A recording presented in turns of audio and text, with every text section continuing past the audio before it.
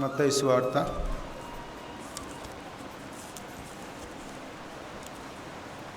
1వ అధ్యాయం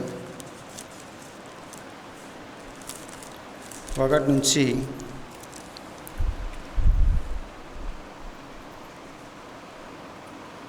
16 వచనం వరకు నేను చదువుతున్నాను.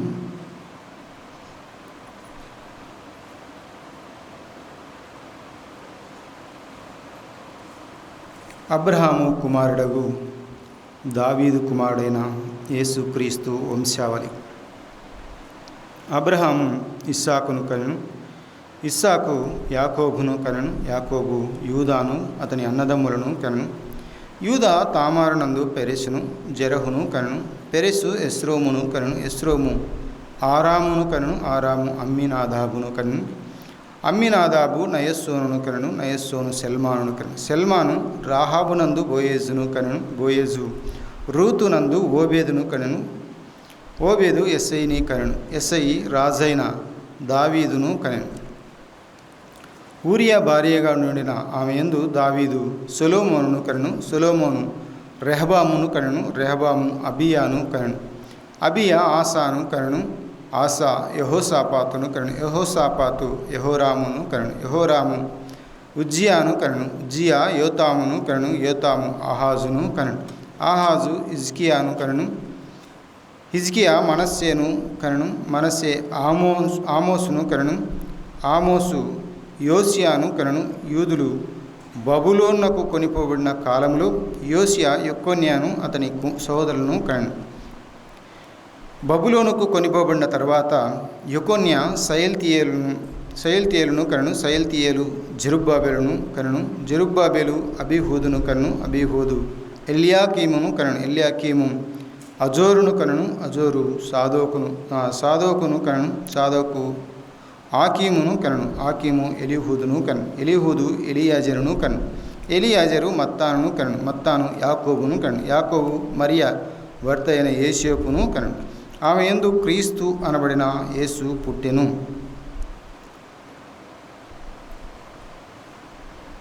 పదిహేడు కూడా చదువు. ఇట్లా అబ్రహాం మొదలుకొని దావీదు వరకు తరములన్నీ 14 తరములు, దావీదు మొదలుకొని యూదులు బబులోనుకు కొనిపోబడిన కాలం వరకు 14 తరములు, బబులోనుకు కొనిపోబడినది మొదలుకొని క్రీస్తు వరకు 14 తరములు. ఇక్కడ మనం చదువుకున్నటువంటి భాగంలో అనేక మంది పేర్లు కనబడుతున్నాయి. ఇది క్రీస్తు వంశావళి అని మనం చూసాం. ఫ్యామిలీ ఆఫ్ జీసస్ క్రైస్ట్ కదా, దేవుని యొక్క కుటుంబంలాగా మనకు కనబడుతుంది. సరే, అంటే యేసుక్రీస్తు ప్రభువారు ఈ వ్యక్తుల ద్వారా ఈ భూమి మీదకి రావడానికి గల కారణం అని మనం చూస్తున్నాం. అంటే ఈ వ్యక్తులు కారకులైన విధానాన్ని మనం చూస్తున్నాం. ఆ వ్యక్తుల యొక్క జీవితాలను మనం ధ్యానం చేసుకుంటూ వచ్చాం. కొంతమందిని ధ్యానం చేశాం. అబ్రహాము, అలాగే ఇస్సాకును, అలాగే యాకోబును మనం చూసాం. వారి యొక్క బయోడేటా, వారి యొక్క జీవిత చరిత్ర లేక వారు ప్రభువును కలిగినటువంటి విధానాన్ని మనం గమనిస్తూ వచ్చాం. అలాగే ఈ దినం కూడా లాస్ట్ సెషన్లో యాకోబును గురించిన వివరాలు మనం తెలుసుకున్నాం. సంపూర్ణంగా కాదు, కానీ ఇక్కడ రాయబడడానికి గల కారణం, ముఖ్య కారణం మనం తెలుసుకున్నాం. దేవుడే ముందుగా యాకోబును ఏర్పాటు చేసుకున్నాడని, అది మనకు ఆదికాండంలో మనం చూసాం. అంటే ఇస్సాకు కుమారులు లేనప్పుడు ప్రార్థన చేసినప్పుడు 2 కవలలు జన్మించిన విధానాన్ని, యాకోబు ఏశావు, మరి వారు పెద్దవాడు చిన్నవానికి దాసుడవుతాడని మనం అక్కడ చదువుకున్నాం. సరే, ఆ తరువాత యాకోబును ముఖ్యంగా దేవుడు ఎన్నుకోవడానికి గల కారణం ఆయనలో ఉన్నటువంటి స్వార్థం లేని వాడుగా మనం చూస్తాం. ఎందుకంటే వారి తల్లి ఏం చెప్పింది, ఇస్సాకు కుమారుడు ఏశావు అడవికి పోయి ఇస్సాకు వృద్ధాప్యంలో ఉంటుండగా అడవికి వెళ్ళి అడవి మాంసం అంటే జంతువుల యొక్క మాంసం తీసుకుని రా, వేటాడి నేను తినాలని ఆశ తిని చనిపోవాలని అనుకుంటాను, నీకు దీవెన అంటే ఆశీర్వదించి నిన్ను చనిపోవాలని అనుకుంటాడు. ఆ సమయంలో చెప్పినప్పుడు తన తల్లి అయిన రిబ్కా విన్నట్లుగా మనం చూస్తాం. ఆ రిబ్కా యాకోబును ప్రోత్సహించిన విధానాన్ని మనం చూసాం. ఆ సమయంలో ఆయన యాకోబు అన్న మాట మనకు గుర్తు రావాలి. ఏమన్నాడు అక్కడ? నన్ను గుర్తుపడతాడు అన్నాడు కదా. చూడండి, అక్కడ ఆ మాట చదువుకొని ముందుకు సాగుదాం.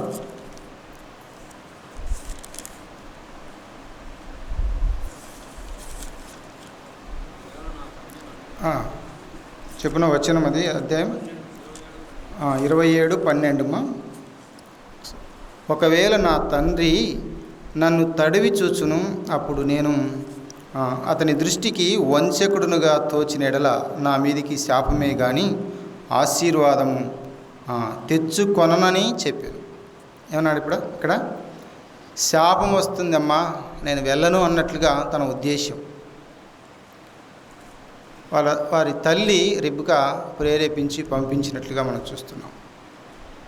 ఆ తర్వాత యాకోబులో ఉన్నటువంటి ముఖ్యమైన ఘట్టం ఏంటంటే, అతడు ఇశ్రాయేలుగా మార్చబడుట. మొదట తండ్రి దగ్గర ఎలా ఉన్నాడు? అతని పేరు మనం చదువుకున్నాం. ఎలా ఉన్నాట? తల్లి దగ్గర సాధువుగా ఉన్నాడు. ఆ తర్వాత యాకోబు అని వారి తల్లి పేరు పెట్టింది. ఇక్కడ సాధువు అనే మాట ఎవరు పెట్టారు అనే మాట మనం చూస్తే పరిశుద్ధాత్మ దేవుడే పెట్టాడు. ఎందుకంటే ప్రతి లేఖన భాగం పరిశుద్ధాత్మ ద్వారా ప్రేరేపింపబడి రాయబడినట్లుగా మనం పేతురు రాసిన పత్రికలో మనం చదువుకుంటాం. ఎందుకంటే సాధువు అని ఎవరి పేరు పెట్టారు? ఇక్కడ దేవుడే పెట్టాడు. అయితే యాకోబు అని ఎవరి పేరు పెట్టారు? వారి తల్లి పెట్టింది. ఆ తర్వాత ఏశావని చెప్పమని తల్లే ప్రేరేపించి పంపించినట్లుగా మనం చూస్తున్నాం. ఆ తర్వాత అతను యాకోబుగా ఉన్నప్పుడు దేవుడు అతని పేరుని ఏం చేశాడు? ఇశ్రాయేలుగా మార్చిన విధానాన్ని మనం చూస్తూ వచ్చాం. 32వ అధ్యాయంలో యాకోబు యొక్క జీవితం ఒక మలుపు తిరిగింది. పోరాడేవాడుగా దేవుడు అతన్ని తీర్చిదిద్దాడు. అంతవరకు తన జీవితంలో ఉన్నటువంటి తప్పులు తెలుసుకున్నాడో తెలుసుకోలేదు, కానీ దేవుడు తెలియపరిచిన విధానాన్ని మనం చూస్తాం. అందుకే నీ పేరేంటి? వాట్ ఈజ్ యువర్ నేమ్ అన్నాడు. నా పేరు సాధువు అని చెప్పలేదు, అలాగే ఏశావు అని చెప్పలేదు. ఏం చెప్పాడు? యాకోబు అని చెప్పాడు. తండ్రి దగ్గర ఏమో ఏశావు అని చెప్పాడు. ఇక్కడ అసలు సిసలైన తండ్రి దగ్గర ఏం చెప్పాడు? యాకోబు. ఆయన దగ్గర ఒప్పుకోవాలి. మన మనుషుల దగ్గర మన పాపాలు ఒప్పుకున్నా ఒప్పుకోకపోయినా తండ్రి దగ్గర, ఎవరు? పరలోకపు తండ్రి దగ్గర మన పాపం. అందుకే సామెతల గ్రంథంలో మనం మాట చూసాం కదా, 28వ అధ్యాయం 10-12 13 ఏమన్నాడు? అతిక్రమం దాచిపెట్టువాడు వర్ధిల్లడు, వాటిని ఒప్పుకొని విడిచిపెట్టువాడు కనికరం పొందును అన్నాడు. అలా అయితే యాకోబు యొక్క జీవితంలో దేవుని యొక్క కనికరాన్ని పొందినవాడుగా మనం చూస్తున్నాం. అప్పటి నుంచి దేవుడు ఆ యాకోబును ఆశీర్వదిస్తూ ముందుకు నడిపించిన విధానాన్ని మనం లాస్ట్ సెషన్లో గమనించాం. యాకోబుకు 2 భార్యలు, 2 దాసీలు. అంటే వారి భార్యలకు దాసీలు ఉన్నారు. యాకోబు మరి కలిగినటువంటి సంతానాన్ని మనకు తెలుసు. ఎంతమంది? 12 మగవారు, 1 స్త్రీ. సరే, ఈ 12 ఎవరిని ఏర్పాటు చేసుకున్నాడు? యేసుక్రీస్తు వంశావళిలో అనే విషయాన్ని మనం ఆలోచించాలి. ఎవరిని ఏర్పాటు చేసుకున్నాడు? యూదాను. తెలిసిన మాటే. ఎందుకు ఏర్పాటు చేసుకున్నాడు అన్న విషయాన్ని కూడా మనం చూడాలి. ఎందుకంటే అక్కడ ప్రథముడు ఉన్నాడు. ఎవరు? జ్యేష్ఠుడు రూబేను ఉన్నాడు. దేవుడు ఎందుకు ఏర్పాటు చేసుకోలేదు అని మనం చూస్తే తన తండ్రి పరుపునే పాడు చేసినవాడు అని మనం చూస్తాం. ఆ తర్వాత 2వ వ్యక్తి ఎవరు? సిమియోను. ఆ తర్వాత 3వ వ్యక్తి లేవి. ఆ తర్వాత పుట్టినటువంటి వ్యక్తి ఎవరంటే యూదా. ఎవరికి పుట్టారు వీరు? లేయాకు పుట్టినటువంటి పిల్లలు వీళ్ళు నలుగురు. అలా అయితే వీరి జ్యేష్ఠున్నే ఎందుకు ఎన్నుకోలేదు అనేది మనం చూసాం. కారణం ఏంటో చెప్పాడు. చూడండి, ఆ మాటలు కూడా ఆదికాండంలో మనం చూస్తే 49వ అధ్యాయంలోనికి వెళ్తే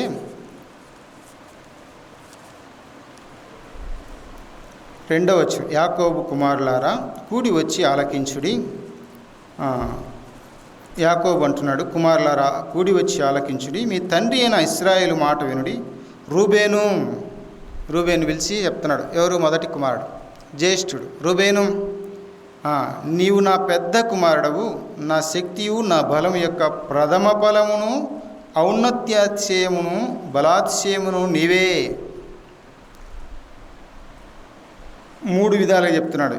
ప్రథమ ఫలం అంట, ఔన్నత్యాతిశయము బలాతిశయము నీవే. నీళ్ల వలె చెంచలుడవై నీవు అతిశయం పొందవు. నీ తండ్రి మంచం మీదికి ఎక్కితివి, దాన్ని అపవిత్రము చేసితివి. అతడు నా మంచం మీదికి ఎక్కెను అన్నాడు. దేవుడు అతన్ని ఎందుకు ఏర్పాటు చేసుకోలేదు అన్న విషయాన్ని మనం చూస్తున్నాం. చెంచల మనస్తత్వం కలిగిన వాడు. రెండవది మనం చూస్తే షిమియోను ఉన్నాడు. షిమియోను, లేవి అను సహోదరుల గురించి వివరణ ఇస్తున్నాడు 5వ వచనంలో. షిమియోను, లేవి అనువారు సహోదరులు. వారి ఖడ్గములు బలత్కారపు ఆయుధములు. నా ప్రాణమా వారి ఆలోచనలో చేరవద్దు, నా ఘనమ వారి సంఘముతో కలుసుకొనవద్దు. వారు కోపం వచ్చి మనుషులను చంపిరి, తమ స్వేచ్ఛ చేత ఎద్దుల గుదికాల నరములను తెగొట్టిరి. వారి కోపము వేంద్రమైనది, వారి ఉగ్రతయు కఠినమైనది, అవి శపింపబడును. యాకోబు వారిని విభజించేదను, ఇశ్రాయేల్లో వారిని చెదరగొట్టేదను అన్నాడు. ఎందుకు? ఏం జరిగింది? లేవి షిమ్యోనులు ఏం చేశారు? దీనాను పాడు చేసినప్పుడు హమోరు యొక్క కుమారుడు కదా, హమోరు యొక్క కుమారుడు దీనాను చెరపడం ద్వారా అక్కడ జరిగిన సంఘటన మనకు తెలుసు.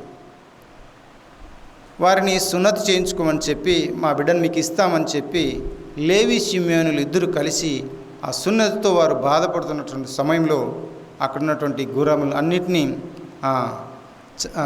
గుదికాల నరాలు తెగ్గొట్టి వారిని కూడా మొత్తం అందరినీ హతం చేసేస్తారు.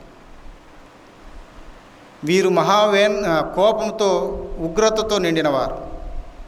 నా చెల్లిని ఇలాగ చేస్తారా అని వారికి శిక్ష విధించిన వారు.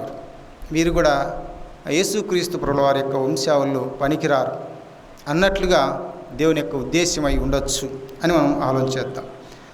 8వ వచనంలో చూడండి, యూదాను గురించినటువంటి మాట మనం చూస్తాం. యూదా, నీ సహోదరులు నిన్ను స్తుతించెదరు, నీ చెయ్యి నీ శత్రువుల మెడ మీద ఉండును, నీ తండ్రి కుమారులు నీ ఎదుట సాగిలపడుదురు. యూదా కొదమ సింహము, నా కుమారుడా నీవు పట్టిన దాన్ని తిని వచ్చితివి. సింహం వలెను గర్జించు ఆడసింహం వలెను అతడు కాళ్ళు ముడుచుకొని పండుకొను అతని లేపువాడెవడు అన్నాడు. ఆ తర్వాత కూడా 10వ వచనం కూడా దానికి సంబంధించింది. 10, 11, 12 వచనాలు. సరే, అది తర్వాత మనం ఆలోచించేద్దాం. ఇక్కడ జరిగినటువంటి సంఘటన ఏంటంటే, యూదాను దేవుడు ముందుగానే ఏర్పాటు చేసుకున్న విధానాన్ని మనం చూస్తున్నాం. అయితే యూదాను దేవుడు ఏర్పాటు చేసుకోవడానికి గల కారణం ఏంటి అనే విషయాలు కూడా మనం ఆలోచన చేయాలి. యేసుక్రీస్తు ప్రభుల వారి యొక్క వంశావళిలో చేరుటకు గల కారణం, అతని యొక్క జీవితంలో ఉన్నటువంటి క్వాలిటీ ఏంటి, లేక క్వాలిటీస్ ఏంటి, అంతేకాకుండా అతని గుణలక్షణాలు ఏమిటి, ఇవన్నీ మనం పరిశీలన చేయాలి.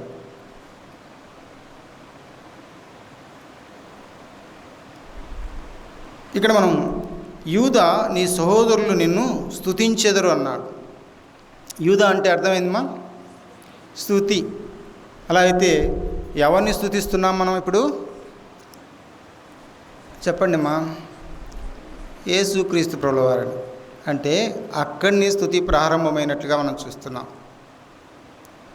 యేసుక్రీస్తు ప్రభుల వారిని ఏం చేస్తున్నాం? మనం స్తుతిస్తున్నట్లుగా మనం చూస్తున్నాం. అంటే చెప్పబడినటువంటి ఈ యొక్క అంత్యదినంలో జరగబోయే సంగతులను చెప్పబడినటువంటి సంగతి మనం చూస్తున్నాం. దేవుని స్తుతించారంటే మనం మాత్రమే కాదు. ఎవరు స్తుతిస్తున్నారు?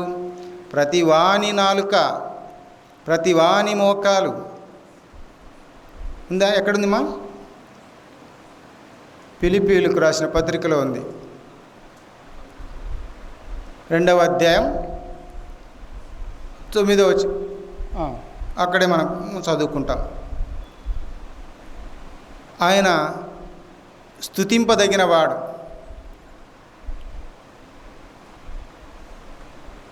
ఇంకో మాట రోమీయులకు రాసిన పత్రికలో 9:5 ఏముంది? ఆయన సర్వాధికారి అయిన దేవుడు, నిరంతరము స్తోత్రార్హుడు అని మనం చూస్తాం. అలా అయితే యేసుక్రీస్తు ప్రభువారు ఎప్పుడూ స్తుతింపబడ్డాడు. ఎప్పుడో ఆయన సర్వాధికారి అయిన దేవుడని, ఆయన నిరంతరము స్తోత్రార్హుడై ఉన్నాడని ఇక్కడ యాకోబు యూదాను గూర్చినటువంటి మాట మనం చూస్తాం. అక్కడ లేయా యూదా అని పేరు పెట్టినట్లుగా మనం చూస్తాం. ఎందుకంటే 3 కుమారులను ఇచ్చాడు దేవుడు. ఆ తర్వాత కూడా కుమారుడు కలిగినటువంటి విధానాన్ని బట్టి నాకు దేవుడు మరలా కుమారుని అనుగ్రహించనని అతనికి పేరు స్తుతి అని పేరు పెట్టినట్టుగా చూడండి. ఆ మాట కూడా మనం గమనిద్దాం.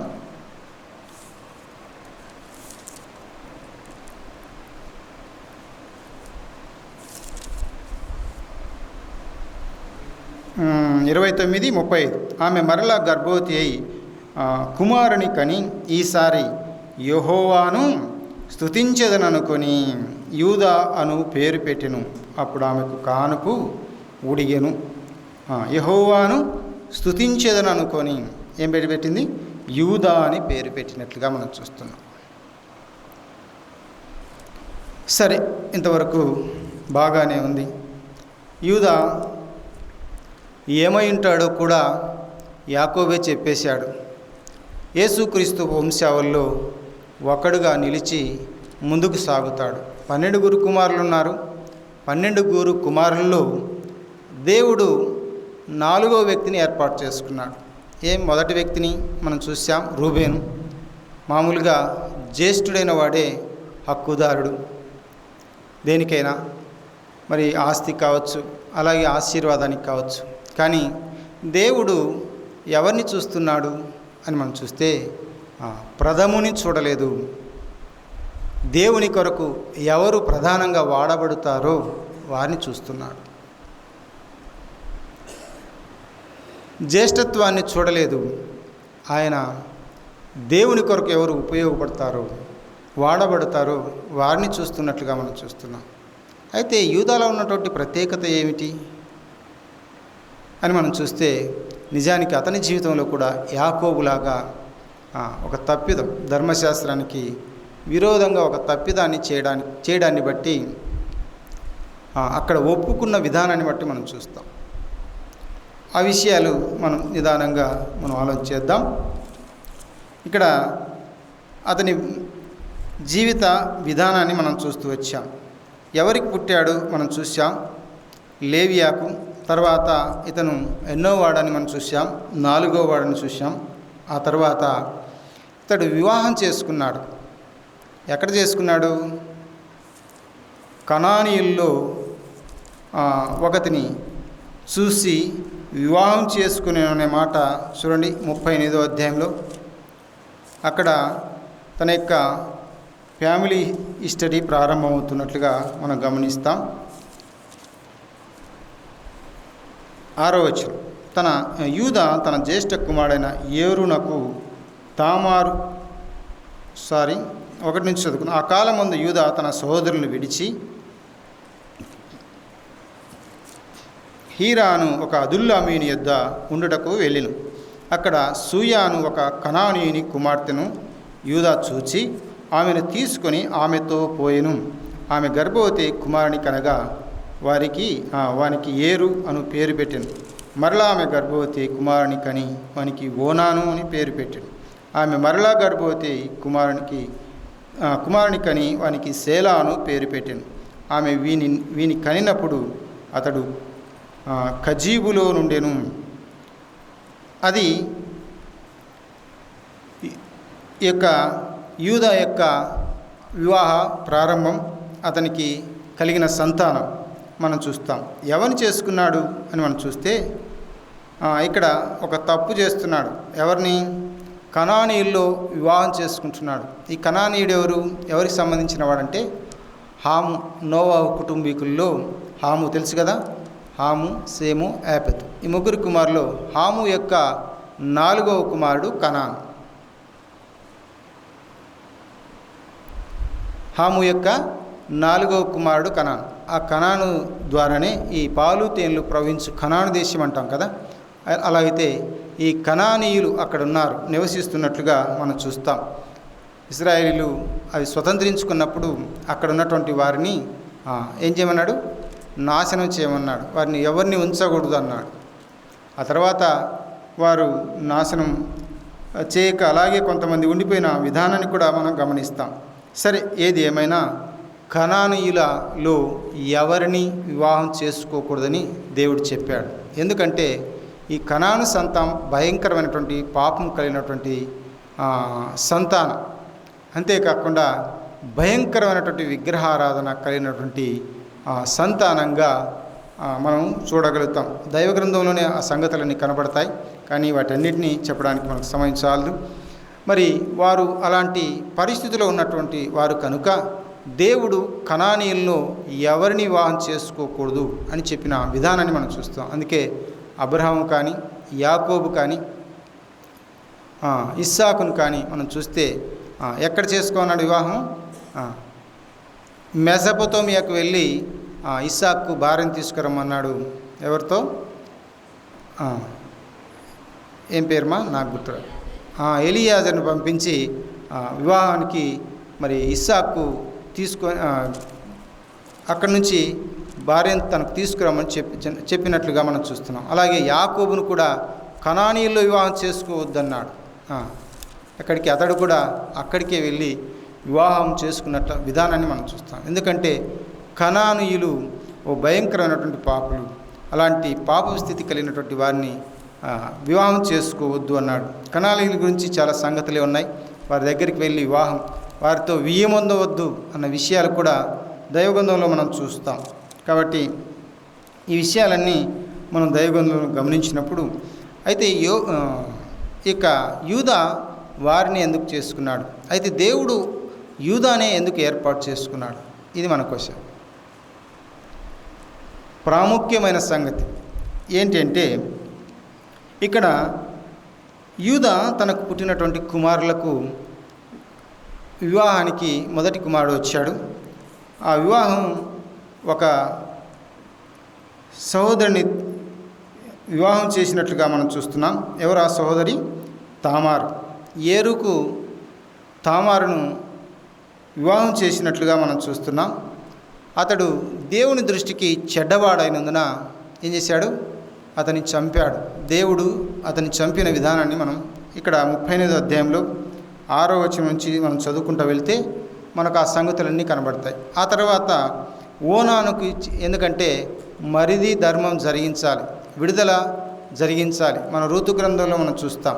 ఎందుకంటే బంధు ధర్మం జరిగించాలని ఇది ధర్మశాస్త్రం ప్రకారం రాయబడినటువంటి మాట.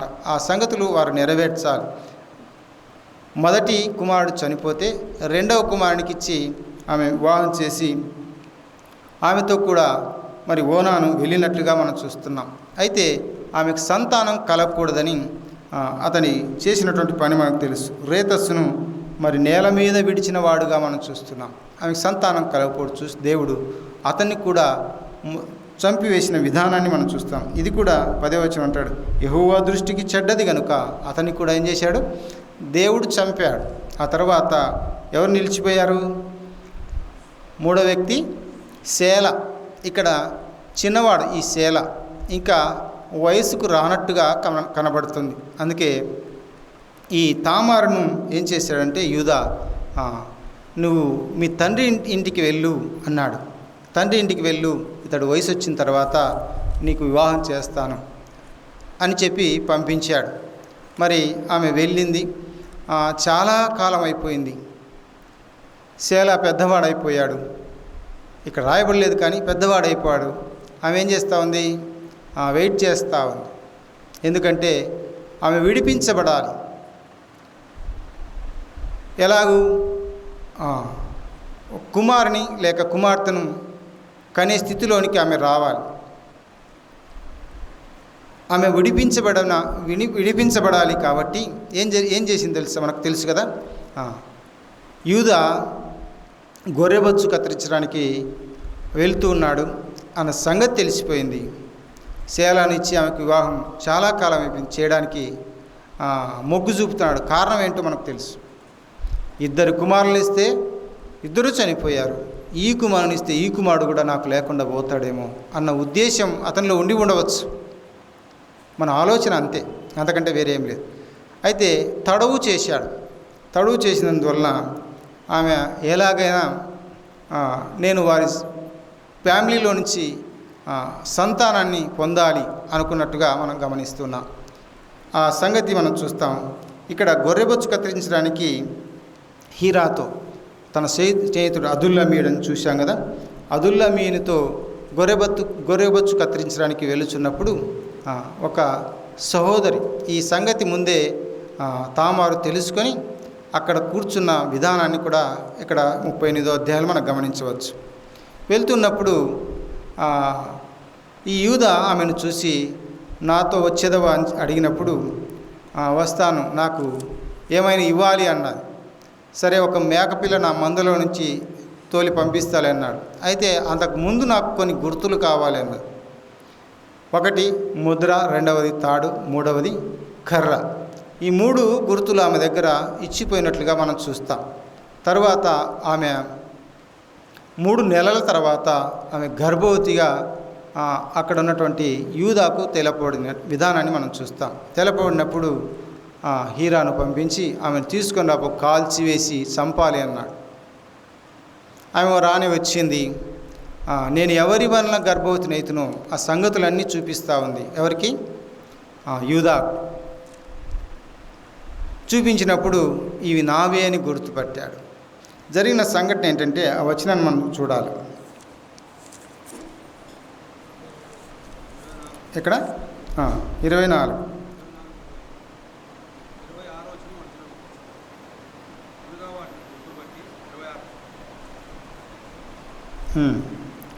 ముఖ్యమైన పాయింట్.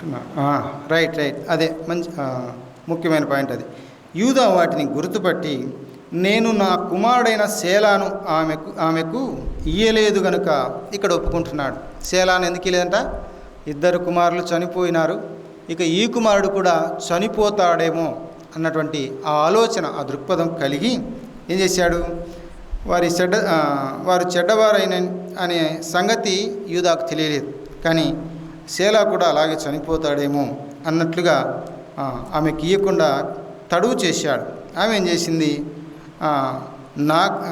ఆమె అక్కడికి వెళ్ళి యూదాతోనే గర్భం దాల్చినట్లుగా మనం చూస్తాం. అలాగైతే యూదా తన స్థితిని ఒప్పుకుంటున్నాడు. ఏంటంటే ఇయ్యలేదు కనుక ఆమె నాకంటే నీతిమంతురాలని చెప్పి మరి ఎప్పుడునూ ఆమెను కూడలేదు అనే విషయాన్ని మనం చూస్తున్నాం.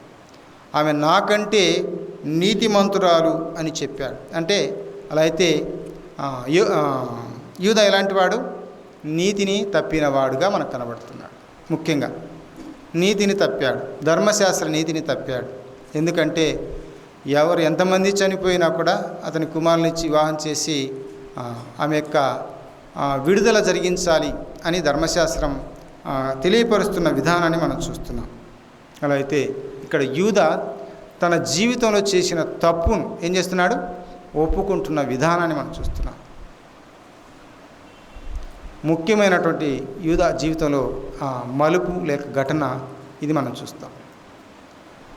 తన తప్పు తాను తెలుసుకున్నాడు, ఇప్పుడు మారిపోయాడు, తన దగ్గరికి ఇక ఎన్నడూ వెళ్ళలేదు అనే విషయాన్ని కూడా అక్కడ రాయించబడినట్లుగా మనం చూస్తున్నాం. అలా అయితే ఆమె ఎవరంట? ధర్మశాస్త్రాన్ని నెరవేర్చింది. మనమేమనుకుంటాం? ఆమె తప్పు చేసింది అనుకుంటాం, కానీ ఆమె ధర్మశాస్త్రాన్ని నెరవేర్చిన విధానాన్ని మనం చూస్తున్నాం. ఎందుకంటే ఆ ఫ్యామిలీలో నుంచే నేను విడిపింపబడాలి అన్నట్లుగా ఆమె ప్రణాళిక పన్నిన విధానాన్ని మనం గమనిస్తూ ఉన్నాం. అలా అయితే తన కుమారుల నుంచి వచ్చినటువంటి సంతానాన్ని దేవుడు ఏర్పాటు చేసుకోలేదు.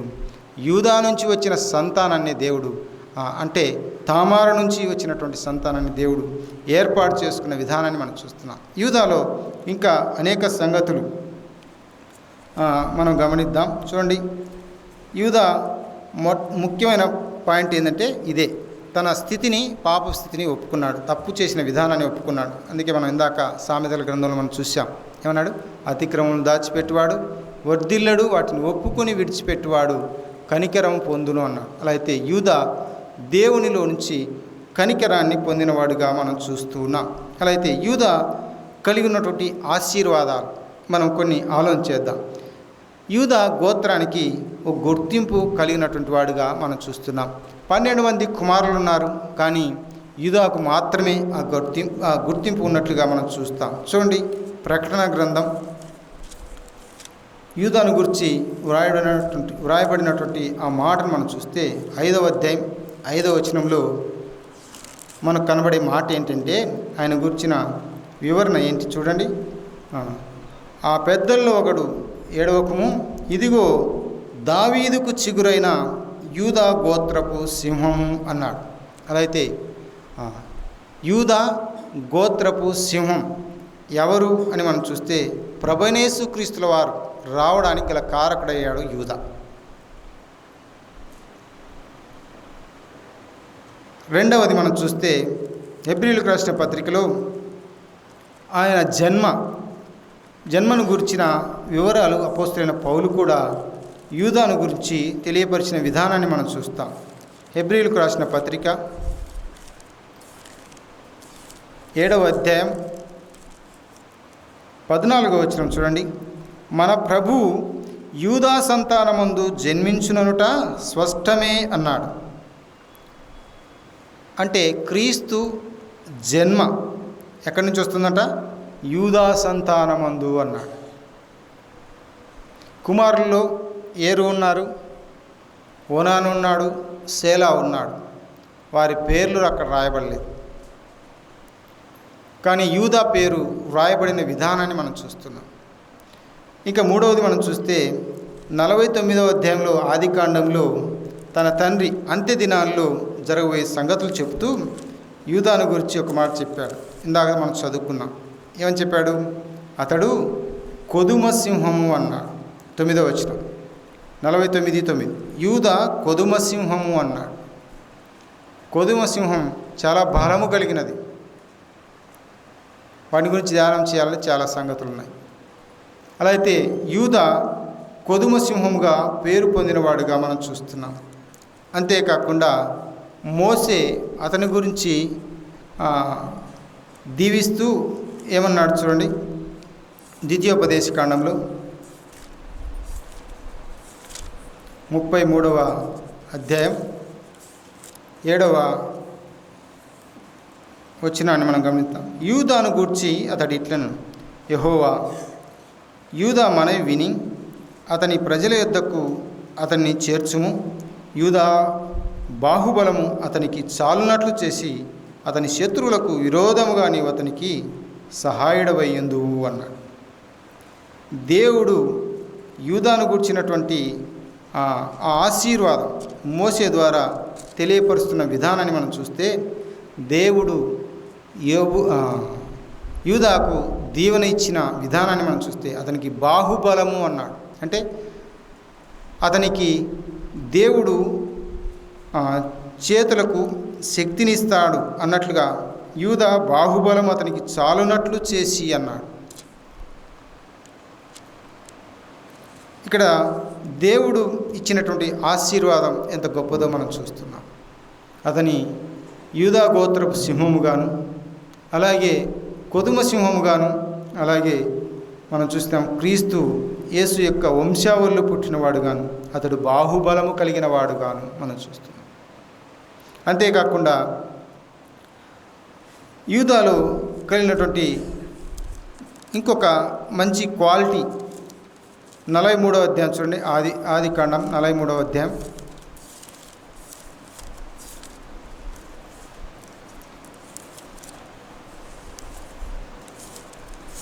8-9 వచనాలు. యూదా తన తండ్రి అయిన ఇశ్రాయేలును చూసి, ఆ చిన్నవాణ్ణి నాతో కూడా పంపము, మేము లేచి వెళుదాం. అప్పుడు మేమే కాదు, నీవును మా పిల్లలను చావక బ్రతుకుదుము అన్నాడు. నేను అతన్ని గూర్చి పూట పడుదును, నీవు అతని గూర్చి నన్ను అడుగవలెను. నేను అతన్ని తిరిగి నీ యొద్దకు తీసుకుని వచ్చి నీ ఎదుట నిలబెట్టని ఎడల ఆ నింద నా మీద ఎల్లప్పుడూ ఉండును. పూట పడేది ఎవరు? ఎవరు మా పూట పడింది? యూదా. ఎవరి దగ్గర పూట పడుతున్నాడు? తండ్రి దగ్గర. తండ్రి ఎవరు? యాకోబు. ఎవరి కొరకు? బెన్యామీను. యోసేపు ఐగుప్తులో ఉన్నాడు, ధాన్యం అయిపోయింది, ధాన్యానికి వెళ్ళారు ఇక్కడ ఉన్నవారు, రెండవసారి వెళ్ళారు. మరి అతని అన్నదమ్ములు ఎవరో తెలిసిపోయింది యోసేపుకు. ఇంకొకడు ఉన్నాడు అంటే బెన్యామీను, తండ్రి దగ్గర ఉన్నాడు, పిలుచుకొని రా నా దగ్గరికి, నాకు చూపించాలన్నాడు. ఈ సంగతులన్నీ మనకు జరిగిన సంగతులు మనకు తెలుసు. తర్వాత యాకోబు బెన్యామీనును పంపించడానికి ఒప్పుకోలేదు. ఎక్కడికి? యోసేపు దగ్గర, ఐగుప్తులు. అంతవరకు తెలియదు ఎవరో యోసేపు అని. ఒప్పుకోకపోవడం ద్వారా యూదా ఏం చేస్తున్నాడు? పూట పడుతున్నాడు. పూట పడేది ఎవరు? ఎవరు మా పూట పడేది?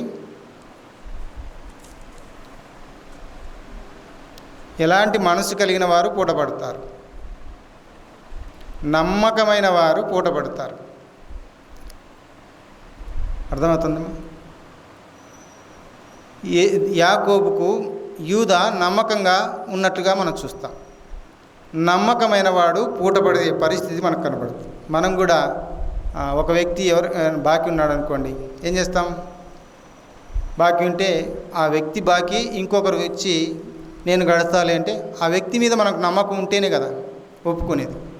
అలాంటి నమ్మకం కలిగిన వాడు యూదా. అందుకే పూట పడినటువంటి యూదాను మనం చూస్తున్నాం. అది కూడా ఒక గొప్ప క్వాలిటీ లేక మంచి లక్షణంగా మనం చూడవచ్చు. ఇలాగూ మనం ఎన్నో సంగతులు మనం ఆలోచన చేయవచ్చు. దేవుడు ఇక్కడ ఎన్నుకున్న విధానాన్ని మనం చూస్తే 4వ వాణ్ణి ఎన్నుకున్నాడు, ప్రథమునే ఎందుకు ఎన్నుకోలేదు అన్న విషయాన్ని కూడా మనం ఆలోచన తెచ్చుకున్నాం. మరి చివరి వాణ్ణి ఎన్నుకున్న విధానాన్ని ఇంకొక సంగతి కూడా మనం ఆలోచన చేయాలి. ఎవరిని ఎన్నుకున్నాడు? చివరి వారిని ఎన్నుకున్నాడు. ఏలియాబును ఎన్నుకోలేదు. చివరి వాడైన దావీదుని ఎన్నుకున్నాడు. సరే, అది వేరే పాఠం. కానీ మనం కావలసినటువంటి పాఠం ఏంటంటే, ప్రథములు కాదు, దేవునికి ప్రధానమైన వారు కావాలి. దేవుని కొరకు ప్రథముడుగా నిలిచేవాడు కావాలి. అందుకే దేవుడు యూదాను ఏర్పాటు చేసుకున్న విధానాన్ని మనం చూస్తున్నాం. అతని యొక్క గుణలక్షణాల్లో మనం చూసాం. పాపపు స్థితి ఒప్పుకున్నాడు. మొదట కనానీయుల్లో వివాహం చేసుకున్నాడు. దేవుడు ఏం చెప్పాడు? ధర్మశాస్త్ర ప్రకారం కనానీయులను వివాహం చేసుకోకూడదు అన్నాడు. వారు మీతోనూ మీరు వారితోనూ వియ్యమొందకూడదు అన్న. అంటే పెళ్ళికి ఇవ్వకూడదు, పెళ్ళి చేసుకోకూడదు. ఏం చేశాడు యూదా? తప్పు చేశాడు ఒక విధంగా. కానీ వారి కుమారులు పుడితే ఆ కుమారుల ద్వారా దేవుడు ఏర్పాటు చేసుకోలేదు. కానీ తామారు కూడా కనాను సహోదరి అనుకుంటా, ఇక్కడ రాయబడలేదు, కనానేమి, తామారు కూడా కనాను సహోదరి. సరే, ఏది ఏమైనా దేవుడు ఇక యూదా ద్వారా యేసుక్రీస్తు ప్రభువారి యొక్క వంశావళి కోరుకున్న విధానాన్ని మనం చూస్తూ వస్తున్నాం. అయితే ఆ వంశావళిలో పేరు రాయబడానికి గల కారణాలు మనం చూస్తున్నాం. అనేక సంగతులు వెతికితే మనకు కనబడతాయి. యూదాలో ఉన్నటువంటి క్వాలిటీస్ ఏంటి, ఆయన లక్షణాలు ఏంటి మనం చూస్తూ వచ్చాం.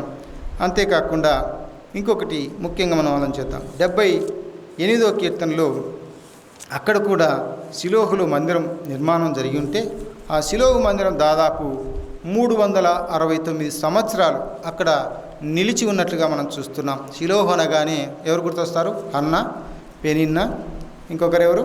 వాళ్ళ భార్య.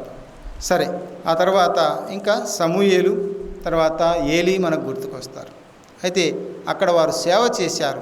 అక్కడ సేవ చేసిన విధానాన్ని మన జ్ఞాపకానికి వస్తుంది.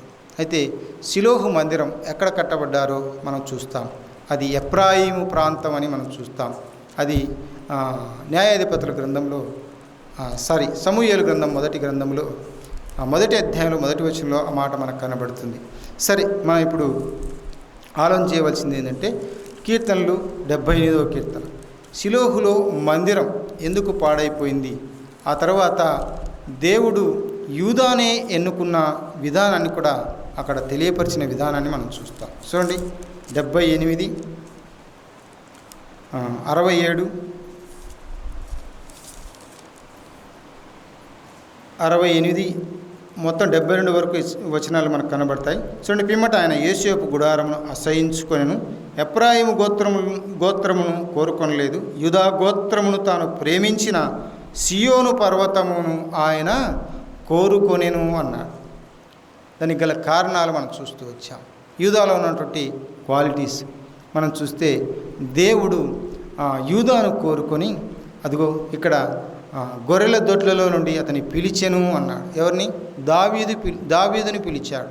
ఏలియాబు బాగా ఎత్తరి అందగాడు, అన్ని విధాలుగా బాగున్నాడు. సమూయేలు అనుకున్నాడు ఇతడే ఇశ్రాయేలీలకు రాజుగా తగినవాడు అనుకున్నాడు. కానీ అతని ఉన్నటువంటి 7 అన్నదమ్ములను చూపించారు. వీరు కాదని చెప్తూ చివరివాడు ఇంకొకరు ఎవరైనా ఉన్నారా అని అంటే చివరివాడు కడసారివాడు ఉన్నాడు అని యెషయా చెప్పినప్పుడు అతన్ని పిలవండి అంటాడు. పిలిచినప్పుడు ఇతడే నేను ఏర్పరచుకున్నవాడు, ఎక్కడున్నాడు? గొర్రెల దొడ్లలో ఉన్నాడు అని పిలుచుకున్న విధానాన్ని మనం చూస్తాం. అలా అయితే ప్రథమ సంతతిని దేవుడు ఏర్పాటు చేసుకోలేదు, కానీ దేవుని కొరకు ఎవరు ప్రథములుగా దేవుని కొరకైనటువంటి జీవితాన్ని ఎవరు కలిగి ఉంటారో వారిని దేవుడు ఏర్పాటు చేసుకుంటాడు. మా ఇంట్లో ఫర్ ఎగ్జాంపుల్ మా అన్న ఉన్నాడు. మా అన్నను ఎందుకు ఎన్నుకోలేదు చెప్తా. నా జీవితాన్ని గురించి మన కుటుంబాల్లో మన పెద్దలు ఉంటారు. పెద్దవారిని ఎందుకు ఎన్నుకోలేదు? నన్నే ఎందుకు దేవుని మందిరానికి తీసుకుని వచ్చాడు అన్న ఈ క్వశ్చన్ మనం ఆలోచిస్తే దేవుని యొక్క ఏర్పాట్లు ఉంటే తప్ప ఇక్కడికి రాలేం, మనం అడుగు పెట్టలేం. ఆయన దీవెన, ఆయన ఆశీర్వాదం ఉంటే తప్ప మనం దేవుని మందిరానికి రాలేం. ఎవరైనా జీవం కలిగినటువంటి దేవుడు, ఎవరైనా సర్వసృష్టికి కారణభూతుడు. ఆయన గురించి మరి మనకు దేవుడే తెలియపరిచాడు. దేవుడే తెలియపరిచి మనం దేవుని సన్నిధానికి పిలుచుకున్న విధానాన్ని మనం చూస్తున్నాం. ఇక్కడ యూదాలో ఉన్నటువంటి లక్షణాలు, మరి అంతేకాకుండా యూదా కలిగినటువంటి ఆశీర్వాదాలు మనం చూసాం. అంతేకాకుండా యూదా తన యొక్క జీవిత విధానాన్ని, అతని యొక్క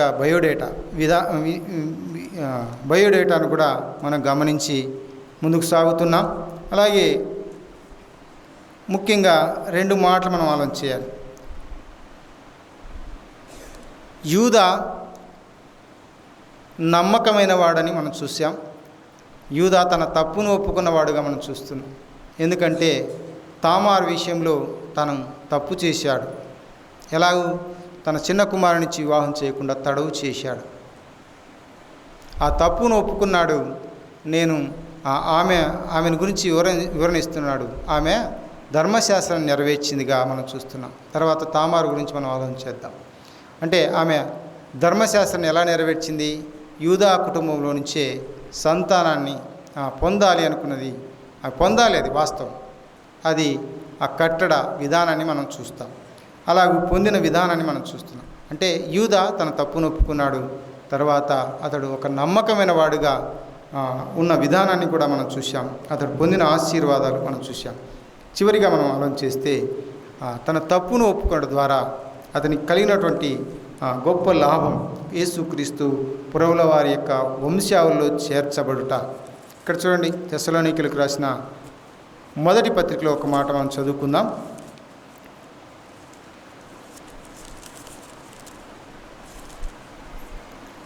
4వ అధ్యాయం 7వ వచనంలో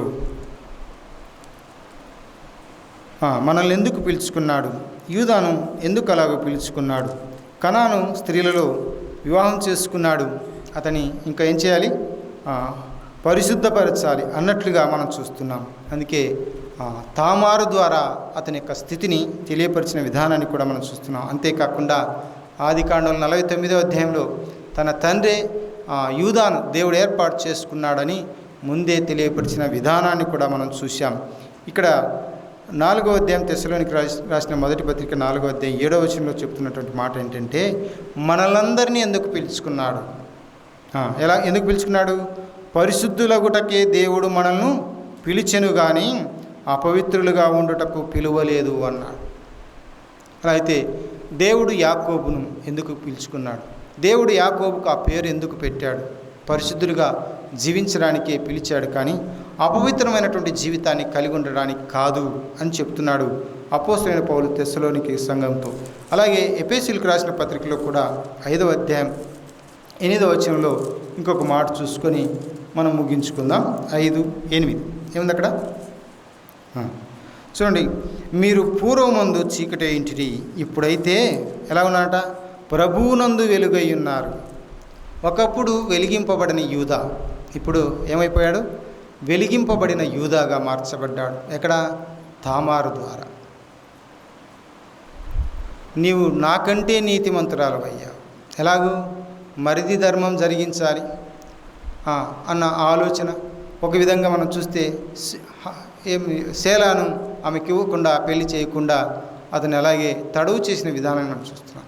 ఇంకా నేను ఎలాగూ ఇబ్బంది పడతాను అన్నట్లుగా ఆమె ఏం చేసింది, యూదా ద్వారానే సంతానాన్ని కలిగినట్లుగా మనం చూస్తున్నాం. అలా అయితే ఇక్కడ మనం చూస్తున్నాం, ప్రభువునందు వెలుగైన, ఒకప్పుడు చీకటి తెలుసుకోలేని పరిస్థితి, ఇప్పుడు వెలుగై ఉన్నారు అన్నాడు. అలా అయితే మనం కూడా ఒకప్పుడు తెలుసుకొని పరిస్థితిలో ఉన్నాం, ఇప్పుడు తెలుసుకొని దేవుని ఎరిగిన వారమై ఏమైనామంట, మీరు పూర్వమందు చీకటి ఉన్నారు, ఇప్పుడు వెలుగై ఉన్నారు అన్నాడు. అలా అయితే దేవుడు మనల్ని ఎప్పుడు ఏర్పాటు చేసుకున్నాడు, యూదాను దేవుడు ఎప్పుడు ఏర్పాటు చేసుకున్నాడు అనే విషయాన్ని మనం చూస్తే ఎఫెసీయులకు రాసిన పత్రికలో ఏముంది, జగత్తుకు పునాది వేయబడకునుపే క్రీస్తు యేసులో మన ఏర్పాటు దేవుని మందిరంలో ఉండాలని జరిగినట్లుగా నిర్ణయం అయినట్లుగా మనం చూస్తున్నాం. అలా అయితే యూదా యొక్క జీవితంలో కూడా అలాగే నిర్ణయం అయిపోయినట్లుగా మనం చూస్తున్నాం.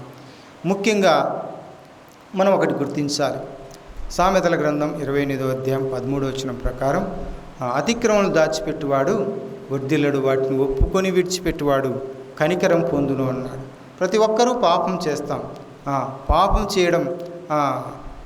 చేయకుండా ఉండడానికి మనం ఏమన్నా గొప్ప దైవ ఆత్మ కలిగిన వారం కావచ్చు, కానీ దేవునంతటి వారం మనం కాం. ఎందుకంటే మన కొరకు దేవుడు ఏం చేస్తున్నాడు, విజ్ఞాపన చేస్తున్నాడు. మన చిన్న చిన్న పాపాన్ని బట్టి ఆయన ఏం చేస్తున్నాడు, విజ్ఞాపన చేస్తున్నట్లుగా మనం చూస్తున్నాం. అలా అయితే ముఖ్యమైన పాయింట్ ఏంటంటే, మనం చేసిన తప్పును బట్టి కాదు, కానీ వాటిని ఒప్పుకొని విడిచిపెట్టే విధానాన్ని దేవుడు చూస్తాడు. అర్థమైందా? మనం ఏదో పాపం చేశాం, ఇక నేను పనికిరాను అన్నట్లుగా ఉండిపోకూడదు. వాటిని ఏం చేయాలి, వాటిని ఒప్పుకొని విడిచిపెట్టడానికి మనం ప్రయత్నం చేయాలి. ఒప్పుకొని విడిచిపెట్టబడినప్పుడే దేవుడు మన ఎడల ఆయన కనికరాన్ని కనబరిచేవాడుగా ఉంటున్నాడు అని దైవగ్రంథంలో మనం చూస్తున్నాం. అలా అయితే దేవుని యొక్క కనికరం పొందాలి అంటే మనలో ఉన్నటువంటి దోషాలు వాటిని ఒప్పుకోవాలి, విడిచిపెట్టాలి. తామారు ద్వారా తన స్థితి ఏంటో తెలుసుకున్నాడు. తన స్థితిని ఒప్పుకొని అనేకులకు ఆశీర్వాదకరంగా అతని పేరు కూడా ఉంచబడిన విధానాన్ని మనం చూస్తున్నాం. అలా అయితే ఇంకా ఎంతోమంది భక్తులు ఉన్నారు. అలా అయితే అలాంటి భక్తుల వారి పేర్లలో ఇక్కడ కాదు, పరలోకములో జీవగ్రంథమందు మన పేరు వ్రాయించుకొని ఉంటే హ్యాపీ, సంతోషమే, మంచిది. కనుక అలాగూ మనం పరిశుద్ధులుగా ఉండటకే మనం పిలువబడ్డాం, కానీ అపవిత్రమైనటువంటి జీవితాన్ని కలిగి జీవించడానికి మనం పిలువబడలేదని దేవుని యొక్క వాక్యం ద్వారా ఎప్పుడు హెచ్చరించబడ్డాం, జగత్తుకు పునాది వేయబడుకుంటే క్రీస్తు యేసులో ఏర్పాటు చేయబడినప్పుడే మనం హెచ్చరించాం. సరే, ఇవన్నీ కూడా మనం ఆలోచన చేసినప్పుడు దేవుని యొక్క నిర్ణయం మన ఎడల ఏమై ఉన్నది కూడా మన యొక్క జీవితాల్లో కూడా మనం ఆలోచన చేసుకొని మనం ముందుకు సాగాల్సిందిగా మనవి చేస్తున్నాం. రాబోయే దినాల్లో మరి ఇంకా అనేక సంగతులు మనం నేర్చుకున్నట్లుగా ప్రార్థనాపూర్వకంగా మనం ముందుకు సాగుదాం.